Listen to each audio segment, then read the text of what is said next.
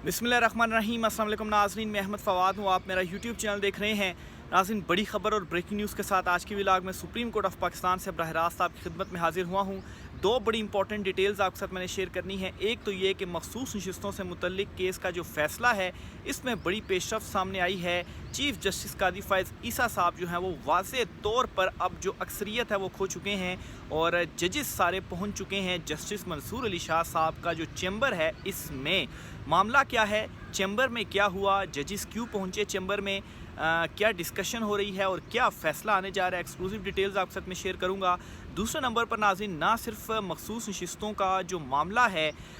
इस मामले पर कादी साहब को हार हुई है, बल्कि जो फॉर्म 45 है, फॉर्म 45 के मामले पर भी जस्टिस जहांगीरी ने बड़ा जो हुक्म है वो सुना दिया है और इस्लामाबाद की तीनों नशिस्तें पाकिस्तान तहरीक इंसाफ को मिलने जा रही हैं। इस पर भी कुछ अहम तरीन तफसीलात हैं, वो भी आज के व्लॉग में आपके साथ में शेयर करूँगा। और आखिर में नाज़रीन, इमरान खान साहब के लिए एक अहम तरीन जो रहनुमा हैं, उनकी रुकनीत बहाली से मुतल्लिक भी खुशखबरी है। इस पर भी कुछ तफसीलात आपके साथ में शेयर करूँगा। सबसे पहले तो नाज़रीन, ख़बर आपके साथ जो शेयर करनी है वो सुप्रीम कोर्ट ऑफ पाकिस्तान और मखसूस नशिस्तों से मुतल्लिक केस के फ़ैसले की है। अच्छा, इसमें जी जो कुछ एक डिवीज़न की थी, या जो सुप्रीम कोर्ट ऑफ पाकिस्तान के कमरा अदालत नंबर 1 में जो 13 रुकनी बेंच बैठा था, जो कुछ ऑब्जर्वेशंस भी थी, और ना सिर्फ मेरी बल्कि जो दीगर साथी हैं उनकी भी जो ऑब्जर्वेशंस थी, और चीफ़ जस्टिस कादी फ़ैज़ ईसा साहब की जो सोच और अप्रोच वाले जजेस थे उस टाइम भी वो कम नज़र आए, और जस्टिस मंसूर अली शाह और जस्टिस मुनीब अख्तर साहब की सोच और अप्रोच वाले जो जजेस थे उनकी तादाद जो थी वो ज़्यादा नज़र आई। पहले तो मैं आपके सामने ये जो कुछ मैंने डिवीज़न की है वो नाम मैं आपके सामने रख देता हूँ, फिर आपको बताता हूँ जी कि कौन कौन से जो जजेस हैं वो मंसूर अली शाह साहब के चैम्बर में गए और काजी साहब को बड़ा जो झटका है वो दिया है। अच्छा, काजी सोच वाले जो जजेस हैं उनमें एक तो चीफ़ जस्टिस कादी फ़ैज़ ईसा ख़ुद हैं, justice Jamal Khan Mandokhel, justice Mohammad Ali Mazhar, justice Naeem Akhtar Afghan, justice Aminuddin Khan और जस्टिस इरफ़ान सादात ख़ान। ये 6 जजेस हैं जो कि इस साइड पर हैं। और दूसरी तरफ जी justice Mansoor Ali Shah, justice Munib Akhtar, justice Ayesha Malik, justice Shahid Waheed, justice अत्तर बिन अल्लाह, जस्टिस हसन अज़हर रिजवी और जस्टिस याहिया अफरीदी, यानी कि ये जो 7 जजेस हैं वो इस तरफ हैं। तो 7-6 की जो जजेस डिवीज़न है वो इस वक्त सामने आ रही है, बल्कि चीफ़ साहब के साथ जो 5 जजेस हैं उनमें से भी एक अदा जो जज है वो शायद इस साइड पर हो जाए, क्योंकि जो अक्सरियत होगी शायद कोई जो जज है वो अक्सरियत के साथ भी जाना पसंद करे। तो ये इस वक्त की जो नंबर गेम है वो मैं आपके सामने मैंने रखी, लेकिन चीफ़ जस्टिस कादी फ़ैज़ ईसा साहब भरपूर ये कोशिश कर रहे हैं कि किसी तरीके से जजेस को कन्विंस किया जा सके। कल इजलास बुलाया गया सुप्रीम कोर्ट ऑफ पाकिस्तान में और इसमें चीफ़ जस्टिस कादी फ़ैज़ ईसा साहब सरबराही कर रहे थे, दीगर जो 12 जजेस थे वो मौजूद थे, और जो मखसूस नशिस्तों के केस का जो ऑर्डर है इस हवाले से जो डिस्कशन है वो हुई है। लेकिन नाज़रीन, इस इजलास के बाद जो ज़्यादा जजेस थे, जो हमें अंदर sources supreme court of Pakistan के ये बता रहे हैं कि जो ज़्यादा जजेस थे वो इस इजलास के बाद जस्टिस मंसूर अली शाह साहब का जो चैम्बर है उस तरफ चले गए, जबकि चीफ़ जस्टिस कादी फ़ैज़ ईसा साहब की तरफ जाने वाले जो जजेस थे वो 4 थे। यानी कि यहाँ से आप अंदाज़ा लगा लें कि एक अदा जो मज़ीद जज है वो दूसरी तरफ गया है। फिर इसके अलावा नाज़रीन, जस्टिस मुनीब अख्तर और जस्टिस आयशा मलिक साहिबा के हवाले से अगर आपने थोड़ा सा चीज़ों को ऑब्ज़र्व किया हो, जब प्रोसीडिंग चल रही थी, बराह रास्त भी दिखाया जा रहा था, तो लास्ट प्रोसीडिंग में मुकम्मल खामोशी थी जस्टिस मुनीब अख्तर और जस्टिस आयशा मलिक साहिबा की जानिब से, और जो आर्गूमेंट्स थे वो सुने जा रहे थे और बड़े इत्मीनान से वो बैठे हुए थे। हालांकि जस्टिस मुनीब अख्तर और जस्टिस आयशा मलिक दोनों जो है वो काफ़ी जो क्वेश्चंस हैं वो किया करते हैं। और फिर जब केस का फ़ैसला महफूज भी हुआ तो जस्टिस मुनीब अख्तर साहब ने ये भी कहा कि जो शॉर्ट आर्डर है वो हम आज सुना देते हैं, लेकिन उसके बावजूद काजी साहब ने फ़ैसला महफूज किया। और फिर उसके बाद अभी अगर शॉर्ट आर्डर लिखा जा चुका है या डिसाइड हो चुका है और अक्सरियत में हैं तो अभी तक क्यों नहीं सुनाया जा रहा। तो इसका यही मतलब है कि चीफ़ साहब अक्सरियत में नहीं हैं और वो कन्विंस करने की जो कोशिश है वो इस वक्त कर रहे हैं, लेकिन जो जजेस हैं वो कन्विंस नहीं हैं। और जस्टिस मंसूर, जस्टिस मुनीब जो हैं उस तरफ ज़्यादा जजेस इस वक्त चले गए हैं। तो एक 2 ऑब्जर्वेशंस तो मेरी ये भी हैं जो ये इशारे कर रही हैं कि कादी साहब के पास इस वक्त जो अक्सरियत है वो नहीं है। फिर आप देखेंगे ये जो इम्पोर्टेंट डेवलपमेंट हुई है कि जब इजलास हुआ, इजलास اجلاس کے بعد جو ججز ہیں وہ جسٹس منصور علی شاہ صاحب کے چیمبر میں گئے، تو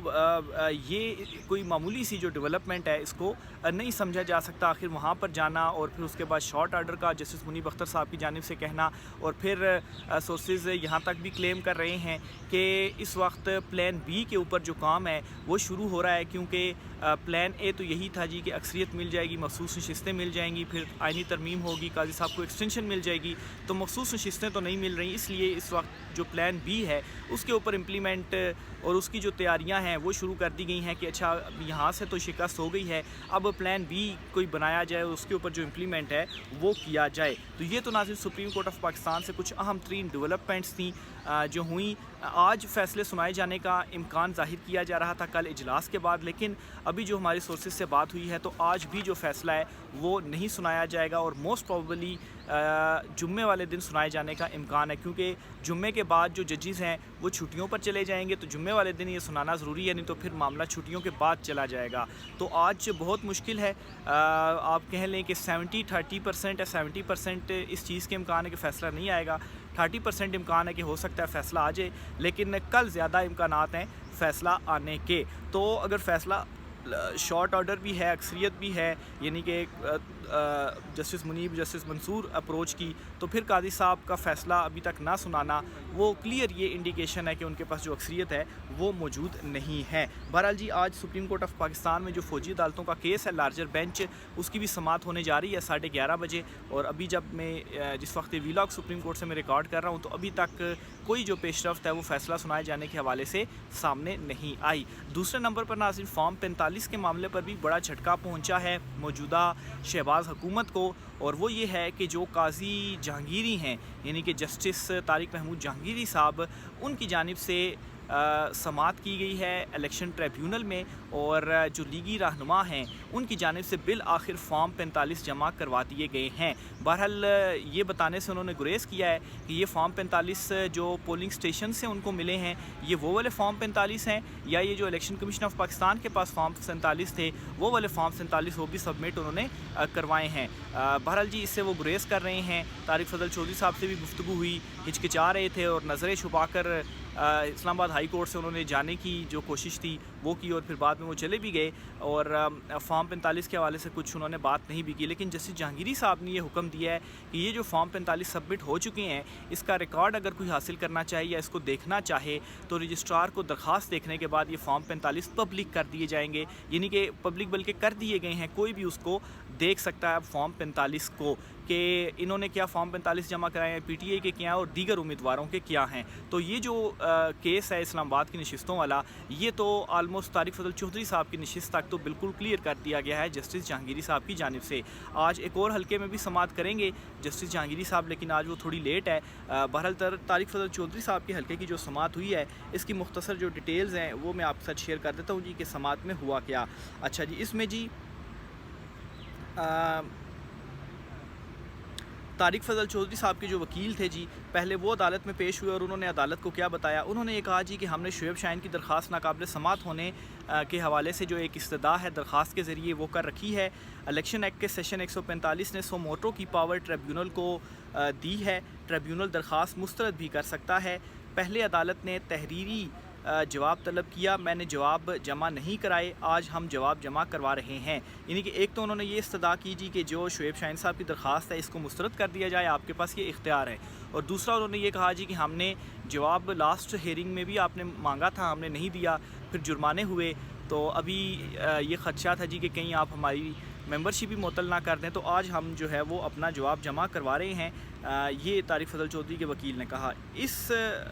ان دلائل کے اوپر جسٹس جہانگیری صاحب نے یہ کہا کہ آپ کی درخواست جو ہے اس پر ہم جواب لے لیتے ہیں، پھر اس پر ہم دلائل بھی سن لیتے ہیں، یعنی کہ درخواست کو مسترد کرنے کی جو انہوں نے استدعا کی تھی اس پر طارق جہانگیری صاحب نے کہا ہے کہ شعیب شاہین سے بھی ہم جواب بھی مانگ لیتے ہیں، ان سے دلائل بھی مانگ لیتے ہیں، آپ بھی اس کے اوپر دلائل دے دیں، اس درخواست کے اوپر بھی ہم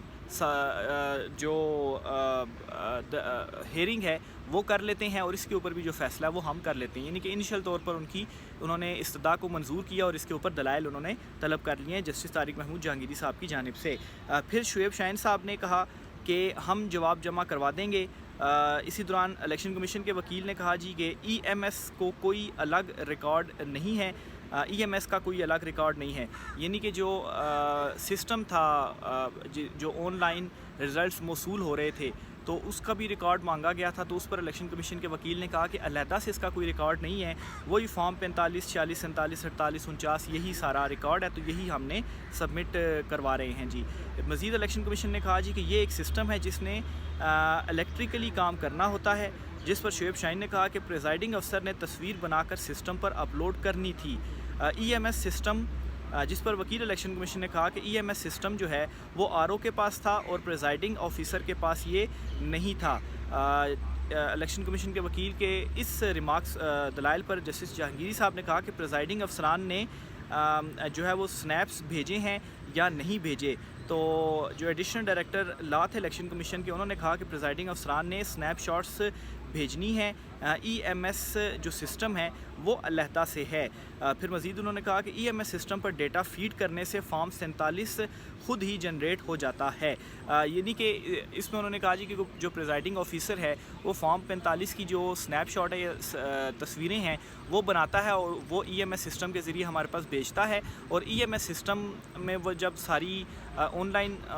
فارم 45 آ جاتے ہیں تو وہاں سے کیلکولیٹ ہو کر پھر ایک فائنل نتیجہ نکلتا ہے فارم 47 کی شکل میں، اور وہ ای ایم ایس سسٹم سے پھر جاری کیا جاتا ہے۔ اس پر جسٹس جہانگیری صاحب نے کہا کہ پریزائڈنگ افسران تصویر لیتا اور واٹس ایپ کرتا ہے، دوسرا راستہ یہ تھا کہ فزیکلی آر او تک جو فارمز ہیں وہ پہنچا دیتا، کیا واٹس ایپ کے ذریعے فارمز بھیجے گئے، جس پر ڈی جی لا نے کہا کہ پریزائڈنگ افسران کی جانب سے فارم فزیکلی آر او تک پہنچائے گئے ہیں، یعنی کہ پہلے انہوں نے تصویریں لے کے بھیجی اور پھر اس کے بعد فزیکلی بھی انہوں نے آر او تک فارم پہنچائے۔